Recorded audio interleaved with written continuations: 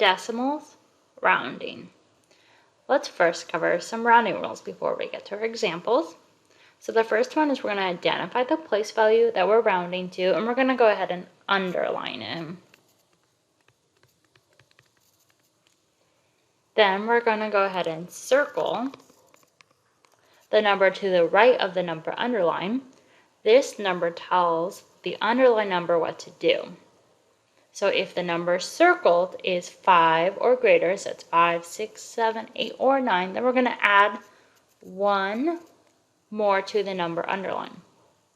And if the number circled is 4 or less, so it's either going to be 0, 1, 2, 3, or 4, then we're going to keep the number. And then everything after the underlined number is a 0. Example 1. A customer makes an order at a fast food restaurant and receives $12.23 back. Round $12.23 to the nearest whole number. Well, the nearest whole number really means the ones place. So we're taking the change and we want to round to the nearest dollar for this example. So we're going to go ahead and write out $12.23.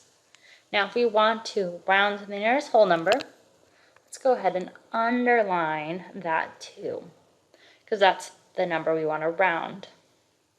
So then we're going to look to the right of this, and just because there's a decimal doesn't mean anything. We just still look to the number to the right. We're going to go ahead and circle it, and we notice that it's a 2. So it's between 0 to 4, so that means it dictates that the 2 stays the same. So when we round, we're going to go ahead and round to keep it to the 12. So we'll keep it to the 2, and then everything after that number becomes a 0. So we want to round to the nearest dollar, so that would be just $12.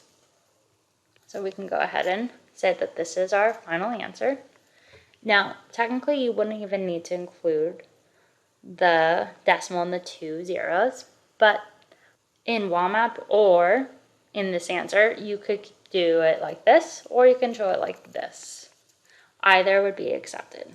Now, let's first also visually kind of look at this too.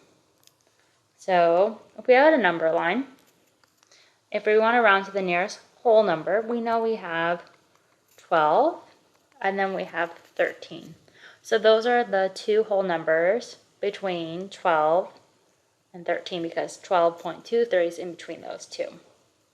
So now if we were to write 12.5 is right here, well, that would make our 12.23 somewhere right here.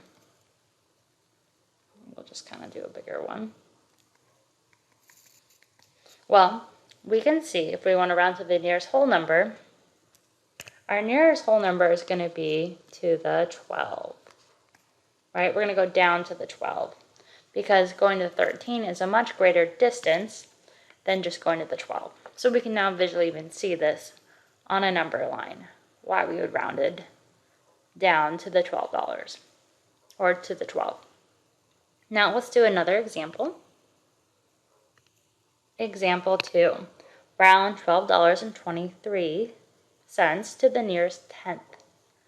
So this one, we're taking the same amount of money, except this time we're rounding to the nearest tenth. So let's go ahead and underline the tenths place value, which is this 2 to the right of the decimal. Then we need to go ahead and circle the number to the right of that, which is a 3. And this number is also between 0 to 4. So that means it's going to keep this 2 the same. So when we round, then we're just keeping it to the 12.2. Then everything after that's been rounded is a 0. So this would be our new answer. Now let's also visually look at this too. So if we're rounding to the nearest tenth, that means we're looking at 12.2 and 12.3. Those are the 2 tenths that $12.23 is between. Well, because it's 12.23, this would be 12.25. We would say that 12.23 is somewhere right here. So if we had to round, we would round to the nearest tenth. Well, this 12.2 is a lot closer than the 12.3 over here on the far right. So that's why we rounded down to the 12.2, which is our nearest tenth. Now let's do one final example. Example 3. A Bic pen is 5.70866 inches in length. First, we're going to round 5.70866 to the nearest hundredth. So let's go ahead and write this. So we're going to go nearest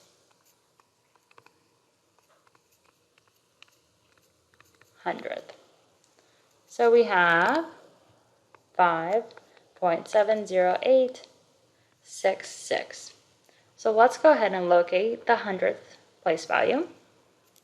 So we have our tenths to the right of the first number to the decimal. Then we have our hundredths. We're going to go ahead and underline that 0.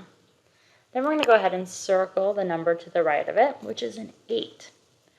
Now 8 is between 5 to 9. So that means we're going to add a whole 1 to this 0. So it becomes a 1. So when we round, the answer is going to be 5.71. And then everything after the number that's been rounded is just a 0. So this would be our answer as we rounded to the nearest hundredth. So this is our nearest hundredth. We can also write this number, obviously, as 5.71, and we don't need to include the zeros because anything after the decimal value that just has, as we say, trailing zeros, they don't matter, and so we don't even have to include them. But this is only for decimals. So we can leave it like this. Now we're going to round 5.70866 to the nearest thousands. So let's go ahead and write this number again. If we're rounding to the nearest thousands, let's go ahead and look. So we have our decimal, then to the right we have our tenths, our hundredths, and then our thousands place value. So let's just go ahead and underline that 8. Now to the right of it is going to be our 6, and that's going to tell us if we round up, so we add a 1, or we're just going to keep it. Well, we know it's a 6, so it's between 5 to 9. So that means we're going to add a whole 1 to the 8 to make it a 9, and then that would be our new rounded number. So this gets rounded to 5.709 because we added the 1, and then everything after the rounded number is a 0. So this is our answer, or we could write it as 5.709. Either or would be accepted in WOMAP, or would be the correct answer. So this is our solution as we rounded to the nearest thousands place value.